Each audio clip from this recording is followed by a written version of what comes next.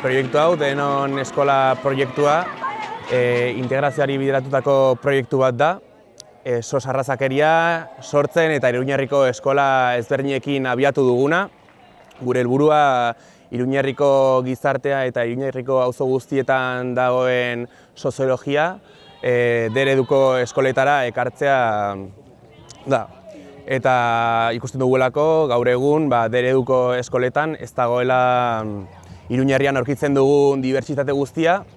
Beraz, euskara modu honetan txokoratuta geratuko da eta errealitatetik urrunago. Eta gure helburua espreski D-ereduko eskolak dibertsoak direla, dibertsitatearen aldekoak, irekiak, jende guztiarendako eta etorkizun honekoak direla transmititzea da. Hau, Otsaiak 8 gaurko egitaragua, denon artean antolatutako ekitalditxo bat da. Orain justo jolas tailerrak daude Alde Zara elkarteak antolatuta.